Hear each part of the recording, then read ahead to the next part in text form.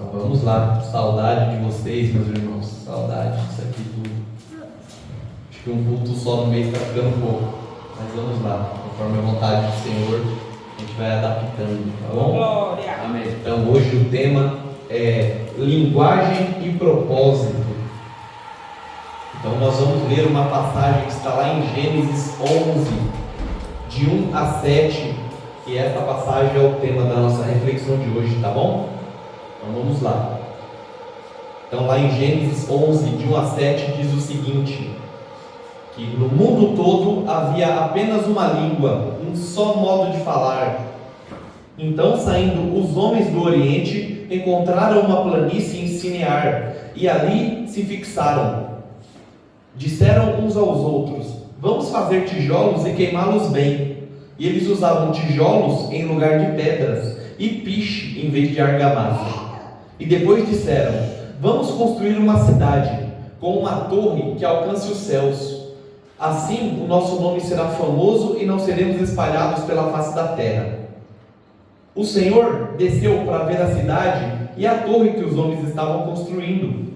E disse o Senhor: eles são um só povo e falam uma só língua. E começaram a construir isso. Em breve nada poderá impedir o que planejam fazer. Venham, desçamos e confundamos a língua que falam, para que não entendam mais uns aos outros. Amém? Oremos ao Senhor. Pai, glorificado seja o seu nome, Senhor. Bendita é a tua vontade, Pai. Então guia, Senhor, o teu culto, guia a tua palavra, Senhor. Que possamos sair daqui mais sábios, Senhor, com a nossa fé, a nossa esperança renovada, Senhor, para que possamos então aplicar a tua palavra na nossa vida, Senhor, de forma coerente, tranquila e em paz. É o que eu oro, Pai. Abençoa o seu povo, Senhor, em nome de Jesus. Amém. Bom, vamos lá então. Então, nesta passagem, lá em Gênesis, fica claro que no início da humanidade se falava uma só língua. E então homens que vieram do Oriente acharam uma grande planície, né? E decidiram então construir algo grandioso. Para quê? Para que servisse, para que se lembrassem sempre deles. E que eles eram inteligentes, que eles eram mais fortes. E o Senhor, isso não era vontade do Senhor. E ele, observando isso, ele chamou os anjos para descer à terra. E então a palavra diz que ele deu uma língua a cada grupo de pessoas.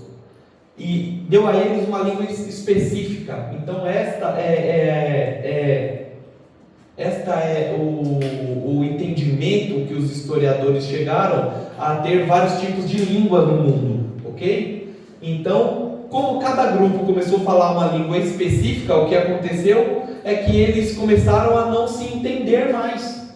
E aí o que aconteceu com a torre desabou. Essa torre que nós estamos falando é a famosa Torre de Babel, tá bom? Então, o que acontece? Quando nós não falamos a mesma língua, nós não conseguimos entender o que nós estamos falando. E aí fica difícil, né? Então eles falavam a mesma língua e tinham o mesmo propósito. E aí o Senhor disse: olha, eles falam a mesma língua e têm o mesmo propósito. Então, em breve, né, nada vai conseguir pará-los. Na nossa vida, nós, né, no decorrer da vida, nós vamos formando alianças. Seja nos negócios, seja no casamento, seja com as amizades que fazemos durante a vida. E independente de onde, é necessário que nós aprendamos com as Escrituras para ter êxito nessas alianças. E é preciso que nós falemos a mesma língua deles e tenhamos o mesmo propósito. Na torre, por exemplo, né, eles falavam a mesma língua e tinham o mesmo propósito, que era de levantar a torre. E assim deve ser a igreja do Senhor Jesus Cristo. A igreja do Senhor Jesus Cristo deve falar a mesma língua e ter o mesmo propósito. Aliás, né, você já se perguntou qual o seu propósito na igreja do Senhor Jesus Cristo? Você tem entendido a língua que nós estamos falando nesses cultos até hoje? Tem feito sentido para você? A igreja no mundo, ela anda meio que estagnada. Porque desde a criação da igreja, né, lá em Atos, ela vem sofrendo perseguição, e depois quando a igreja católica se juntou ao Império Romano, E aí começaram as divisões na igreja, por quê? Porque eles já não falavam a mesma língua. Então pessoas que tinham opiniões diferentes, o que eles fizeram? Abriram outras denominações, né? E o que acontece? Com essas novas denominações que foram abrindo, porque as pessoas não concordavam, acabou que nós já não falamos mais a mesma língua. Qual o propósito da igreja que você frequenta? Aqui o nosso propósito é simples: pregar o evangelho a todas as pessoas e encorajar estas pessoas a partirem como discípulos de Jesus Cristo, para pregarem a palavra de Jesus Cristo para outras pessoas. A nossa língua é a Bíblia, portanto, nada que esteja fora da Bíblia tem relevância. Portanto, irmãos, é necessário estes cultos que nós vemos fazendo. Por quê? Porque nós precisamos de um estudo minucioso para que possamos então adquirir e passar adiante o conhecimento adquirido. E para isso, o discípulo de Jesus Cristo, ele tem que estar disposto a falar a mesma língua e ter o mesmo propósito. De quem? Do Senhor Jesus Cristo. Portanto, cada um tem o direito de aceitar a língua e o propósito, ou não. Isto é pessoal. Jesus não obrigou e nem ameaçou ninguém no seu ministério. Eu, Rodrigo, eu tento ser o mais sincero possível, deixando claro o caminho que Deus me mostrou um dia. E desejo inclusive isso a vocês, que um dia o Senhor fale com vocês e que dê um caminho para vocês, um caminho claro para que vocês possam seguir formando discípulos de Jesus.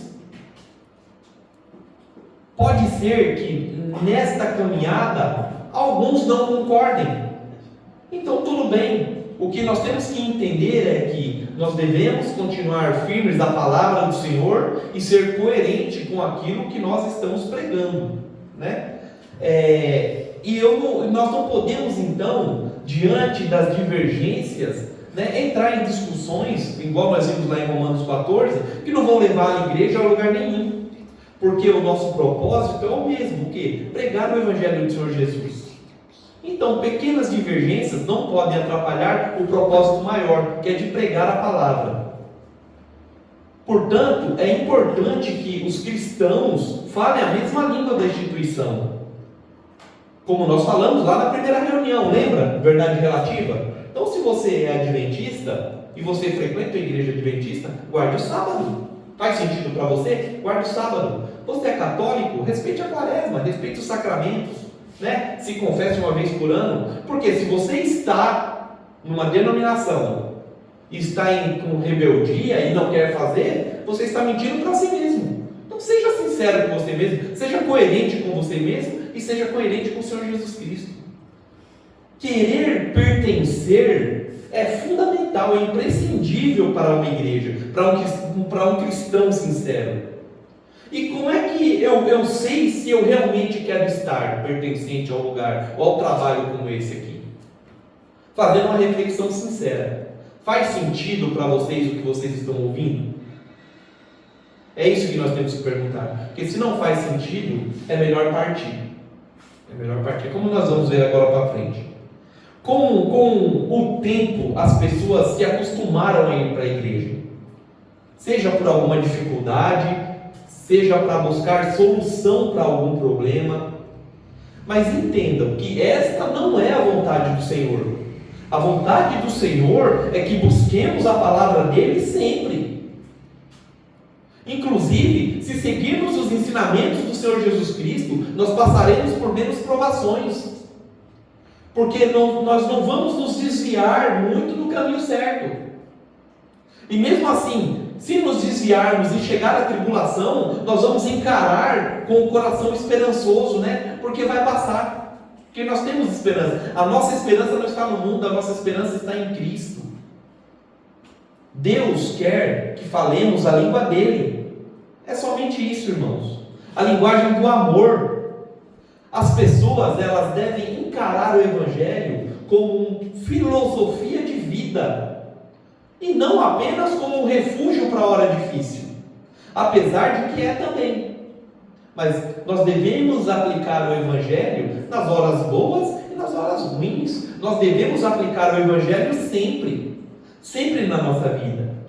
Este projeto Evangelho Sem Fronteiras, que surgiu no coração meu e da minha esposa, porque nós começamos a ver a hipocrisia que era pregada nos púlpitos das instituições. Falavam uma coisa, faziam outra, e aquilo começou a nos fazer mal. Então eu percebi que a língua que eu tinha aprendido a falar não era a mesma, né? Era uma língua diferente naquelas que os engravatados pregavam naqueles púlpitos caríssimos. Então, antes de ser rotulado como rebelde, né, eu preferi ser coerente comigo mesmo e sair me retirar com a minha esposa. Então entenda, meu irmão, se o Senhor te revelar algo e em seu coração você ver coerência naquilo, né, é porque está na hora de descer do barco e seguir o direcionamento do Senhor Jesus Cristo. Para isso é importante que estejamos sensíveis ao agir do Espírito Santo de Deus, porque os planos de Deus são perfeitos. Então se esforce, irmão, busque entender mais sobre a história bíblica. É necessário que saibamos, né, o porquê das coisas terem acontecido. Nada aconteceu à toa. A Torre de Babel não aconteceu à toa. Deus deixa ali, né, uma lição clara para nós. E de que? Quando falamos a mesma língua e temos o mesmo propósito, nós somos imparáveis. Você, sabe, irmão,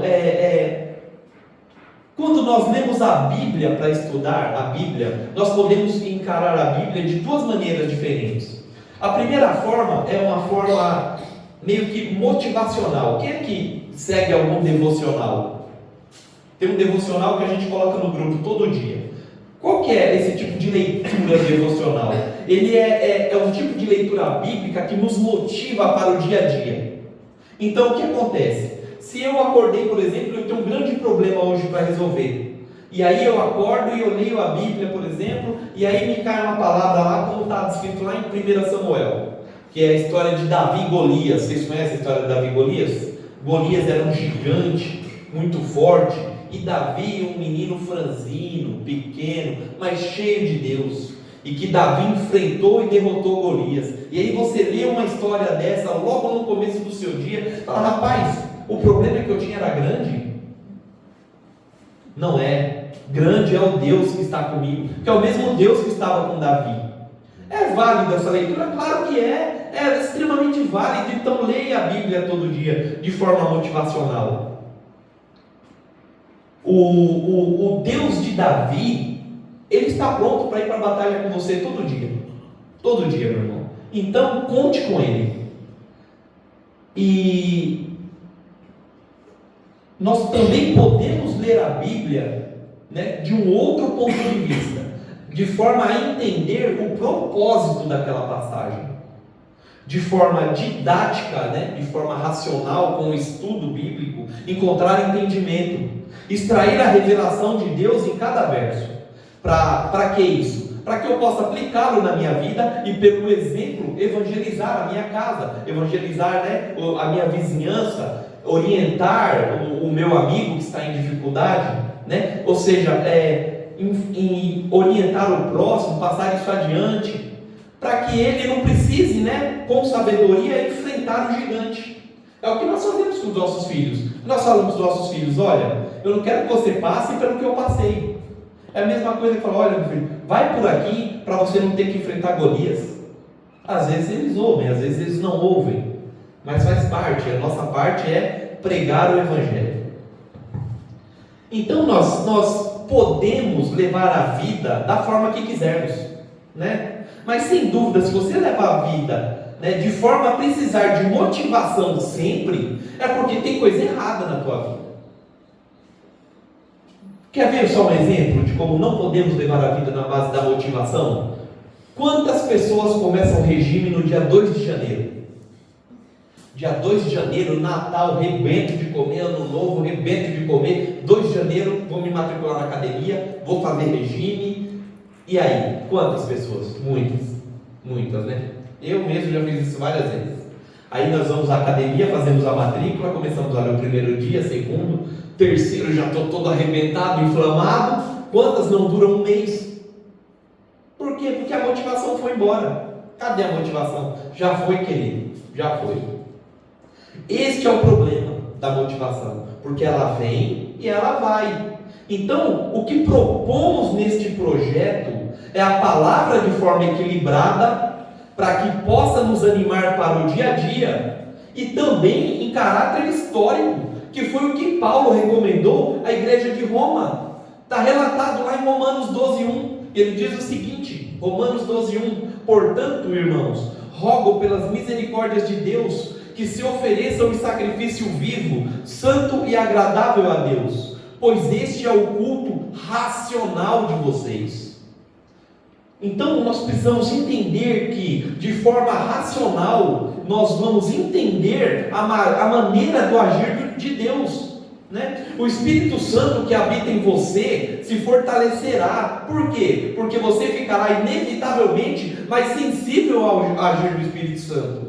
E aí sim, de forma racional, você fortalecerá o seu espiritual de forma honesta, sem precisar ficar fingindo que desmaiou, fingindo que caiu, ou indo para a igreja buscando arrepio. Ou vocês acham que tudo o que acontece nas igrejas, que nós vemos nas redes sociais, é o agir de Deus? Crente rodando, crente dando cambalhota, subindo parede? Será que aquilo tudo é agir de Deus? Sabe, irmãos, nós vivemos tempos de igreja cheia de emocionado. Pessoas que clamam por uma solução fácil dos seus problemas. E mais uma vez usando Deus, né, como um band-aid para suas feridas. E este é o desafio deste projeto, dos projetos independentes. Como que eu equilibro a emoção e a razão? Nós devemos evitar os extremos. Isso é fato, dos dois lados. Tanto o extremo emocional quanto o extremo racional devem ser evitados. Porque um culto emocional sem doutrina da palavra, ele é perigoso. E a doutrina é o que? É um estudo racional dos preceitos cristãos. Um culto racional também, desprovido de emoção, também é perigoso. Então, este é o desafio, equilibrar os dois. O sistema religioso, em sua maioria, né, e seus líderes, eles aprenderam a pregar emoção. Muitas vezes emoção sem doutrina. Porque emoção enche igreja. Quando você vai para a igreja e se emociona e chora, o que acontece quando você chega em casa? Você não vê a hora de chegar ao próximo culto, porque você se emocionou. Já quando você prega doutrina, muitas vezes nós encaramos como chatice. Poxa, que culto chato, o culto não foi legal hoje, cara. Será que o culto não foi legal? Ou será que a sua intenção no culto não era a intenção correta?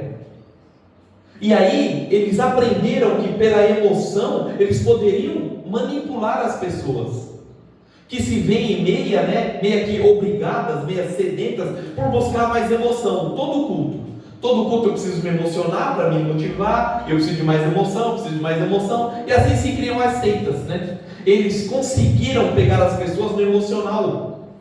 E isso me causa grande estranheza, porque eu vejo uma igreja aí com 1.000, 2.000, 10.000 membros. Mas peraí, o Senhor Jesus Cristo não mandou ir de pregar o evangelho e formar discípulo? Do que me adianta 10.000 pessoas dentro de um templo? Do que me adianta? O sistema religioso em geral, ele se transformou em clubes. Porque lá você tem diversão, lá você tem excursões, lá tem livraria, lá tem lanchonete. Eles se especializaram em entregar para os emocionados aquilo que eles querem. Distração para preencher o vazio, né? O coração vazio.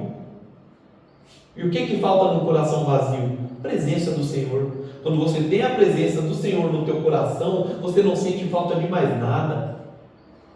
Nós precisamos buscar a presença do Senhor Jesus Cristo no nosso coração. E como é que isso vai se refletir? Nas nossas atitudes, no meu tratamento com o meu filho, no meu tratamento com o meu irmão, no meu tratamento para com a minha mãe. É assim. Quando a pessoa tem Jesus Cristo no coração, ela se esforça, ela reconhece o erro. Quando às vezes eu e a Fabiana nós nos tratamos mal, ou nós chegamos um para o outro e pedimos perdão, olha, me perdoe, me excedi. E isso faz parte, isso é ter Deus no coração, irmãos. Então nós víamos tudo isso acontecendo na igreja e não podia deixar isso para lá. Isso começou a me incomodar muito. Então este projeto, amados, ele não vai estimular emoção. Me perdoe. Neste projeto, o que nós propomos é entendimento para a formação de discípulos do Senhor Jesus Cristo. E o agir do Espírito Santo aqui dentro, ele é livre, leve e livre. Portanto, quando acontecer aqui algum agir do Espírito Santo, nós teremos ali a certeza de que é verdadeiro. E para isso, o que nós precisamos ter? Nós precisamos ter o mesmo propósito e nós precisamos falar a mesma língua. Porque quando a igreja do Senhor entender que precisa falar a mesma língua, sem divisão, a igreja do Senhor será imparável. Quando a igreja for uma só, em um só propósito, ela será imparável. Imagine esse monte de igreja preocupada em formar discípulos e não em formar membro. Eu tenho que formar discípulo, ide pregar o Evangelho, faça discípulo, fale do Senhor Jesus. E não, olha, irmãos, até a semana que vem, tá? Porque nós precisamos da igreja cheia, porque tem muita conta para pagar. O que estão fazendo com o Evangelho do Senhor? Sabe, irmão, nós precisamos nos reconstruir, porque nós passamos muito tempo preso a essa cultura de escravos, né, implantada pela igreja sistêmica. Tudo é centralizado no líder religioso. Já perceberam isso? Na igreja católica, por exemplo, tudo é no padre e o padre no papa. Na igreja evangélica, por exemplo, tudo é no pastor e o do pastor no pastor presidente. Então o que eles falam é lei, você tem que obedecer e pronto. E nós nos acostumamos a isso. Nós acostumamos a esperar eles, né, falarem para que a gente faça. A gente aprende a não ter mais atitude. Será que essa é a vontade de Deus? Será que isso é viver de forma coerente? Como adulto, eu não vejo isso como forma coerente, irmãos. Imagina, você tem que pedir permissão para visitar a tua família no domingo. Muitas vezes eu não fui visitar minha mãe porque tinha culto no domingo e eu tinha que trabalhar. Quantas vezes nós não deixamos de remarcar nossa viagem de outubro porque tinha o culto das crianças, no dia 12 de outubro é o dia das crianças? Quantas vezes, irmãos? Quantas vezes, por exemplo, em janeiro, né, que é o mês das férias, que o pessoal gosta de viajar, eu não podia ir viajar, por quê? Porque tinha campanha. Ó, pastor, vou viajar em janeiro. Não, cara, você é doido? Tem campanha em janeiro. Lá no caso se chama 12 dias de clamor para 12 meses de bênção. Então, se eu não for os 12 dias, eu não vou ter 12 meses de bênção? E isso entra na nossa cabeça, irmão. Não se engana, não. Porque eu pensava comigo, falava, cara, se eu for janeiro, fevereiro, março, aí eu não vou abril. Cara, em abril eu me lasquei, é melhor ficar esperto. E abril é o mês da prosperidade. Será que vale a pena? Não vale a pena, irmão, isso tudo está errado, irmão. E como é que a gente não enxerga isso? Como é que esse povo não enxerga isso?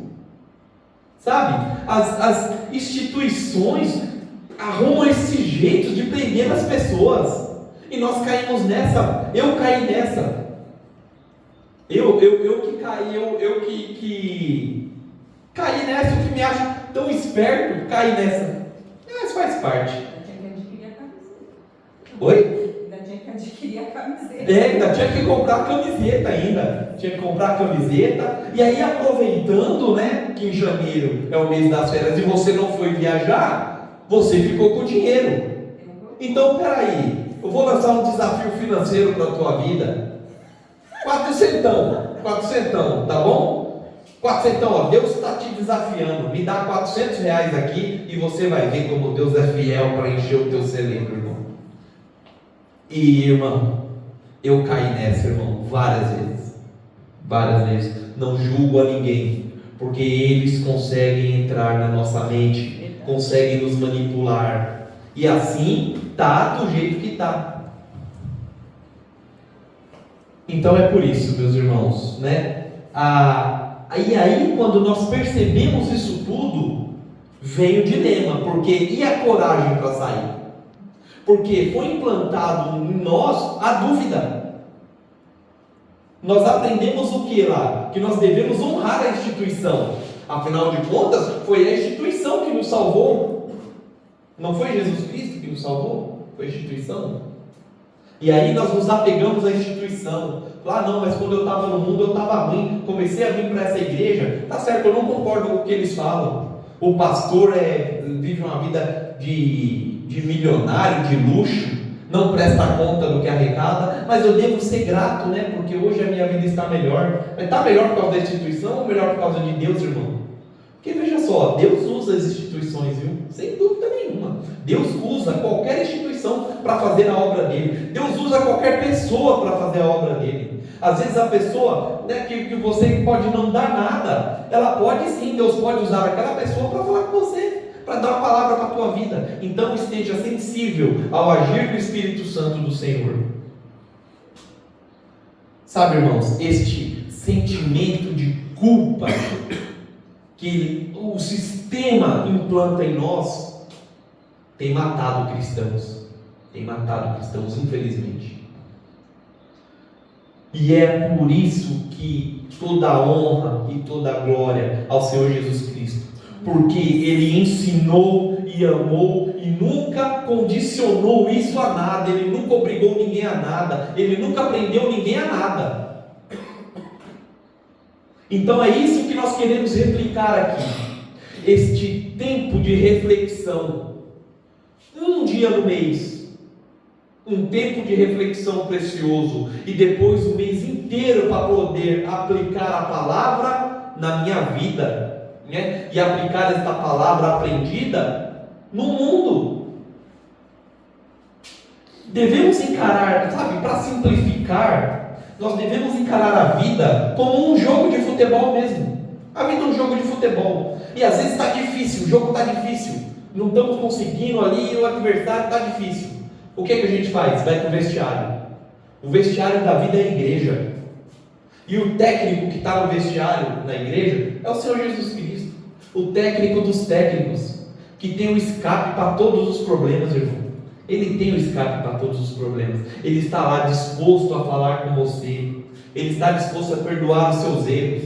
Fez um gol contra, irmão? Fique em paz no vestiário. O Senhor vai te perdoar. E mais, vai te dar estratégia para você virar o jogo. Então, irmão, deixa Jesus Cristo jogar o jogo da vida com você. Deixa Jesus Cristo guiar os seus passos. Divida o teu problema com Ele. Tem uma palavra linda lá em Mateus 11, de 29 e 30, e que diz o seguinte.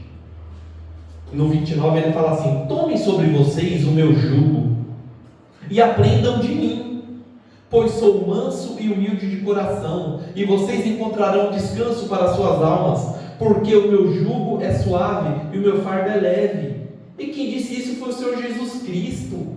E por que nós não aplicamos isso na nossa vida? Se a palavra é tão clara. Pega a sua estratégia, irmão, volta para campo e aplica aquilo que você aprendeu. Do que adianta, irmãos, sabe, nós passarmos 2, 3, 4 dias por semana dentro da igreja e não ter tempo de aplicar o que eu aprendi ou transmitir aquilo que eu aprendi para o meu próximo?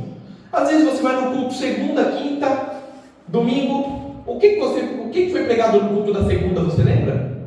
Não. E o que foi pregado no culto da quinta, você lembra? Não. Porque está promovido e sai do outro. É um em cima do outro. Nós precisamos de tempo para processar a informação, para aplicar aquilo na nossa vida e depois poder, então, fazer discípulos. É o que? depois eu poder com propriedade falar de Jesus Cristo.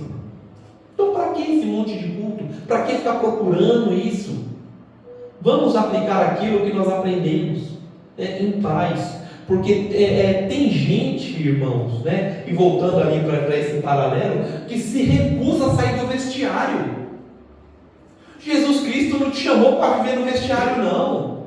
É ide, fazer discípulos, pregando a palavra. E isso é onde? Dentro da igreja? Não, vocês vieram aqui porque vocês quiseram vir. E glória a Deus por isso. Mas tem gente que precisa da palavra e que não quer vir para a igreja. Por quê? Por tudo isso que eu acabei de falar, foram enganadas, foram machucadas.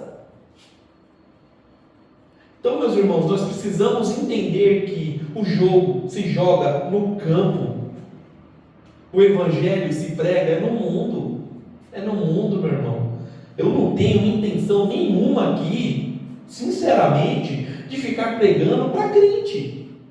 A vontade do nosso coração é que pessoas que não conhecem ao Senhor Jesus Cristo enchem esse lugar e aprendam com o Senhor Jesus Cristo e se tornem discípulos sinceros do Senhor Jesus Cristo.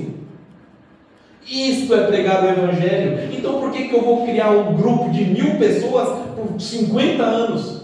Do que adiantou? Não adiantou de nada, meu querido. Não adiantou de nada. Adiantou somente das pessoas, né, esperarem por um mingauzinho pronto ali. Essas pessoas que vivem dentro do vestiário, que se recusam a viver a vida, são aquelas que nós chamamos de religiosos. Então, não sejam religiosos, meu irmão. Sai fora da religião. Jesus Cristo. Um dia me perguntaram, um amigo meu perguntou, falou, tá bom, mas essa tua reunião que você está fazendo, ela é evangélica ou é católica? Eu falei, ela é de Jesus Cristo, meu irmão. Aqui nós pregamos o Senhor Jesus Cristo. Que a religião fique do portão para fora. Amém? Glória a Deus. Sabe, meus queridos, eu passava tanto tempo na igreja, eu não via mais a minha família. E quando eu via a minha família, eu estava tão habitolado que a minha família passou a não ver Jesus Cristo em mim. Vocês não devem viver uma vida escrava, sem tempo para aplicar o evangelho conhecido. Quem disse? Jesus Cristo disse em algum lugar, falou, olha, você tem que ir no culto na quinta e no domingo, senão deu ruim. Jesus Cristo falou isso em algum lugar? Eu não conheci, eu sinceramente até agora não achei na Bíblia. Ele não falou, né? Outra coisa, do que adianta você também saber tudo de Bíblia e não transmitir o conhecimento, não passar para frente? Não adianta de nada. Amados, a proposta de projetos independentes como esse, que estão se multiplicando pelo Brasil, né? É que precisamos reaprender o Evangelho. E não será fácil, não. Não vai ser fácil, porque nós aprendemos a ser guiados e não estimulados a pensar. Sempre te falar, olha, esta palavra que eu li é isso. E aí a gente aprendeu a falar amém, por mais absurdo que parecesse. Então, meu irmão, pense a respeito. Pense na forma de aplicar a palavra na tua vida. Como é que eu vou aplicar? Será que no meu casamento eu falo a mesma língua da minha esposa? Será que nós estamos falando a mesma língua? Será que nós temos o mesmo propósito? Deus já deixou a mensagem. Quando nós aprendemos a falar a mesma língua e tivermos o mesmo propósito, nós seremos imparáveis. Imparáveis, irmãos. Então, o que você precisa mais para aplicar isso na sua vida? Chamar a tua esposa, chamar teu esposo, pedir perdão, realinhar, chamar o teu filho. Filho, você precisa falar a minha língua. O que está acontecendo? Então, uma conversa sincera, estimular, irmão, estimular, sabe? Parar de achar que o problema da tua casa que vai resolver é o pastor ou o padre. Irmão, às vezes nós temos que tomar vergonha na cara mesmo, sabe? E encarar a situação com responsabilidade, né? Será que nós somos referência para os nossos? Será? E é por isso que eu quero aqui, nessa parte de reconstrução, dividir uma outra passagem aqui de Jesus Cristo, que está lá relatado em Lucas 5, 37 e 38, essa muito conhecida, e que diz o seguinte: que ninguém põe vinho novo em vasilha de couro velha, porque se fizer, o vinho novo arrebentará a vasilha e derramará, e a vasilha se estragará. Ao contrário, vinho novo deve ser posto em vasilha de couro nova.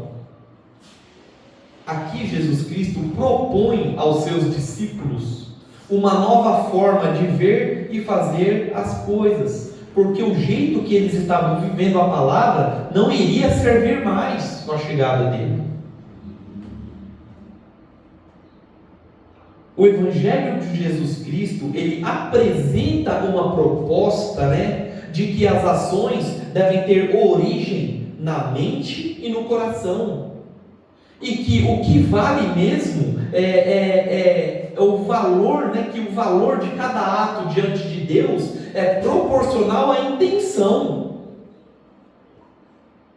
Ou seja, Deus vê a intenção do seu coração.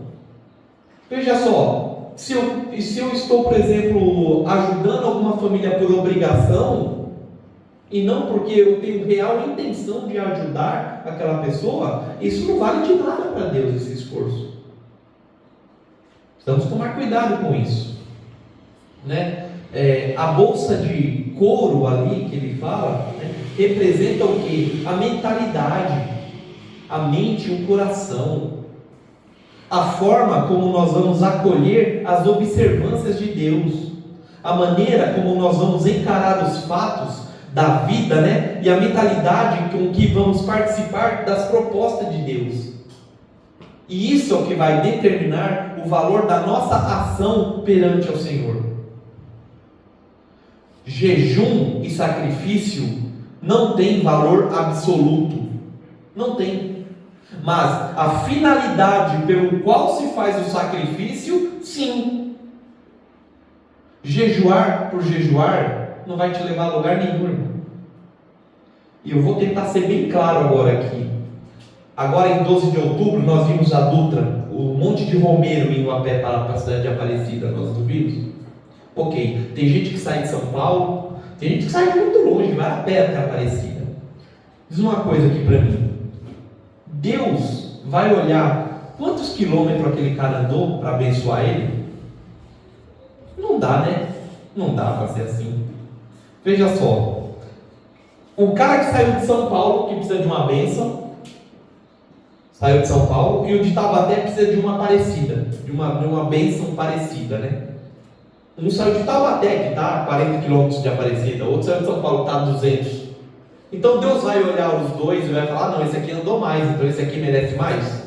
Não vai, meu irmão, porque o que vale é a real intenção do coração. Menos sacrifício, mais amor. Menos sacrifício, mais coração. Menos sacrifício, mais intencionalidade. Qual que é a intenção?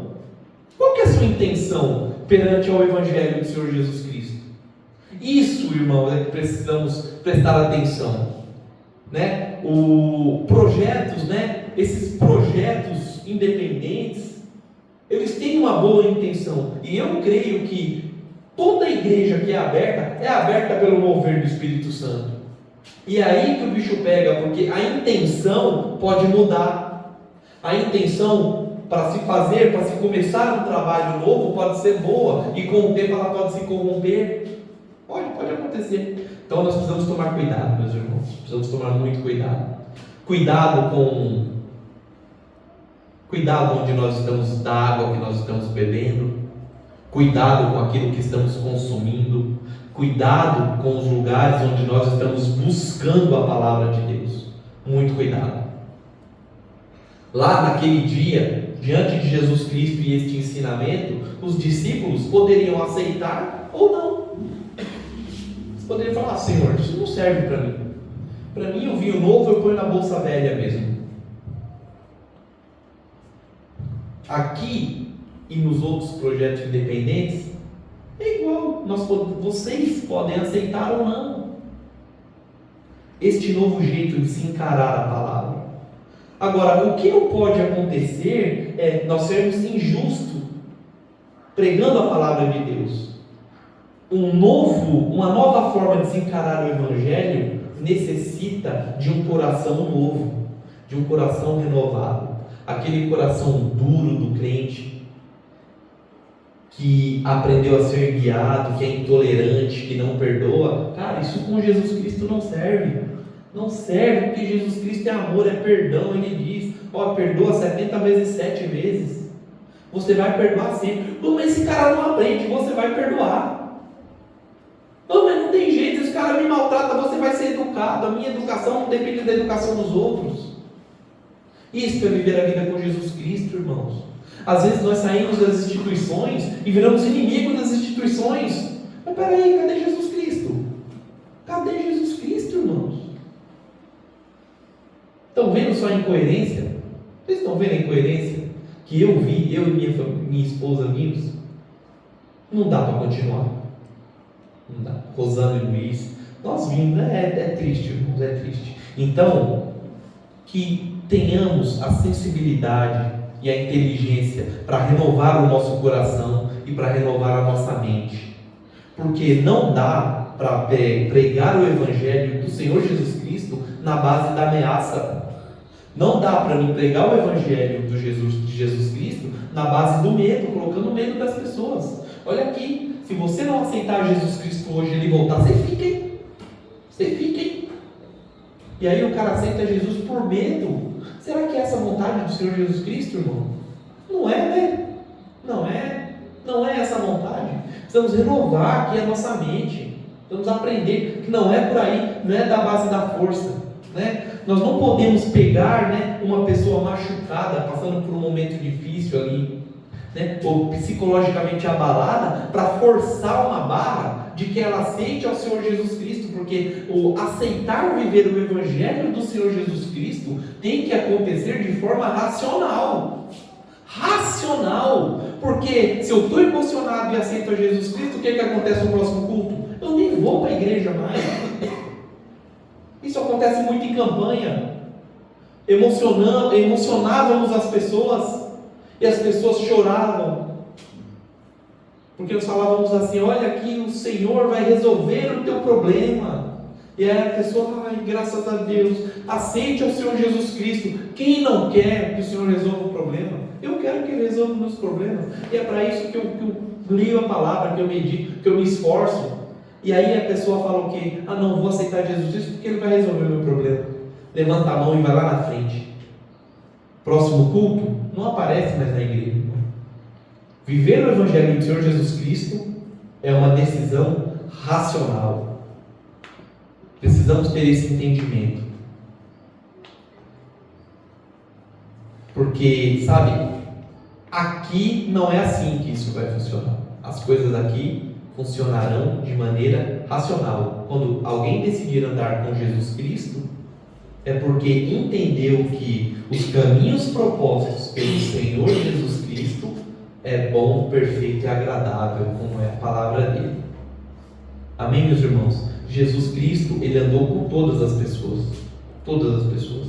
Quando eu convido as pessoas para vir para cá, tem amigos meus espíritas, tem católicos, tem evangélicos, tem de todo tipo. Então, eu falo, todos são bem-vindos. Todos são bem-vindos. Jesus Cristo, Ele andou com todo tipo de pessoa, né? Ele andou com ladrões, andou com prostitutas, cobradores de impostos, Ele andou com os samaritanos, andou com os romanos, e Ele não julgou a ninguém. E você também não deve julgar ninguém, eu também não devo julgar ninguém. Ou nós nos achamos melhor que Jesus para poder julgar alguém? Não dá. E nós julgamos tanto as pessoas que acontece o que está acontecendo. Você fala que é cristão, a pessoa já fica com o pé atrás de você. Você é crente? Vixe, sei não, esse povo é tudo embolado. Por quê? É incoerente, né? Hipócrita. É isso que fizeram com o Evangelho do Senhor Jesus Cristo, irmãos. Então, a mudança tem que acontecer primeiro em nós. Primeiro, a mudança que eu quero no mundo acontece em mim. com racionalidade, eu vou entender a palavra do Senhor Jesus Cristo. Eu vou ficar mais sensível ao agir do Espírito Santo. Eu vou tratar melhor as pessoas que estão perto de mim, para que elas vejam o Senhor Jesus Cristo em mim. E é assim, pelo exemplo que eu vou pregar o Evangelho, tem que ser assim, não tem outro jeito, meus irmãos. Porque se eu não mudo, eu não posso pregar o Evangelho novo. Se eu fizer assim, eu serei apenas mais um mentiroso, mais um dentre tantos que tem. Cuidado como a sua família te vê como cristão. Será que a tua família te vê como um cristão extremista? Será que a sua família está realmente vendo Cristo nas suas atitudes? Será que os seus amigos veem um cristão, um cristão honesto em você? Porque se eles não veem, então nós estamos realmente vivendo errado. Vamos acordar para a vida, gente. E vamos com amor acordar os outros que estão sendo enganados. Aleluia. Acordem para Jesus, porque Ele está à porta e bate. Não adianta de nada sacrifício, meus irmãos. Do que adianta uma igreja bonita pregando hipocrisia? Se esta igreja estiver cheia de pessoas que não falam a mesma língua e que não têm o mesmo propósito, a torre vai cair.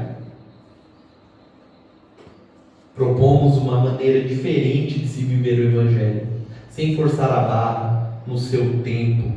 Mudança de vida ocorre de forma racional, porque se não for assim como deixou de ir para a academia, vai voltar para a vida antiga.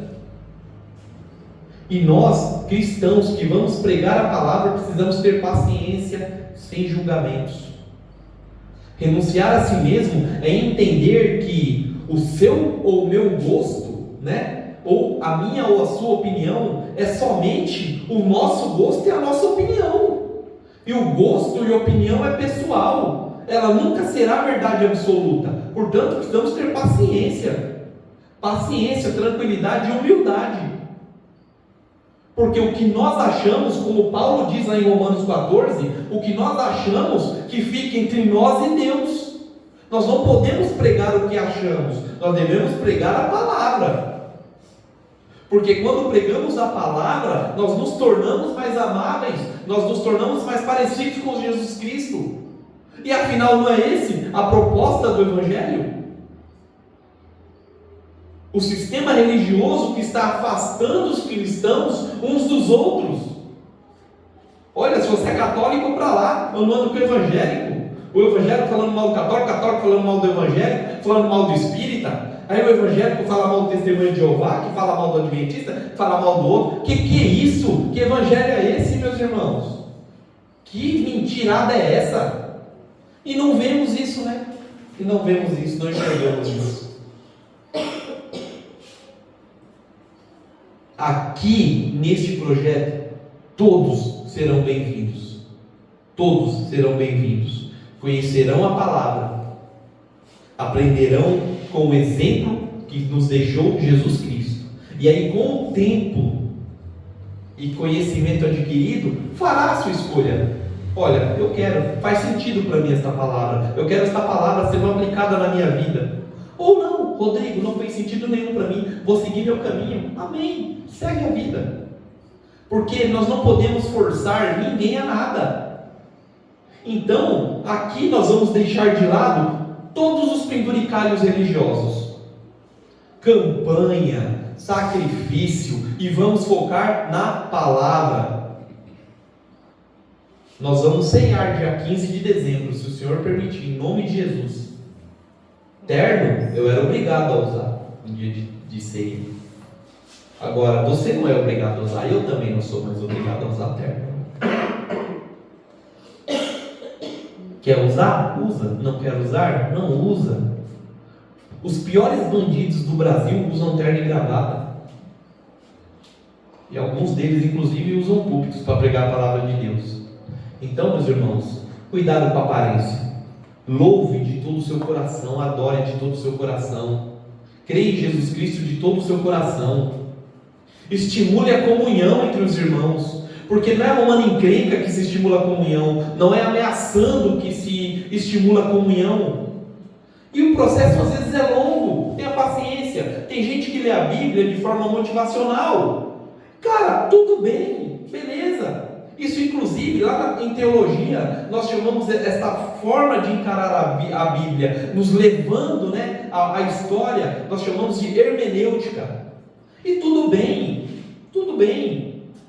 Tem gente que lê a Bíblia de forma mais racional, querendo extrair a verdade. Em teologia, este estilo de estudo é chamado de exegese, e também é válido, cada um do seu jeito, entendendo a palavra do Senhor Jesus Cristo e aplicando em sua própria vida. Então, seja de um jeito ou de outro, né? O que importa é seguirmos as orientações de Jesus Cristo, porque as pessoas são diferentes.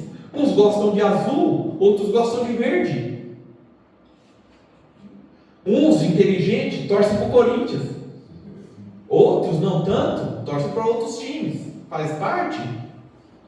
Mas o que importa é que queremos de todo o coração que Deus faça morada nele, que Deus nos molde conforme a vontade dele, como um vaso novo, porque o que vale é a vontade dele, que é perfeita e agradável.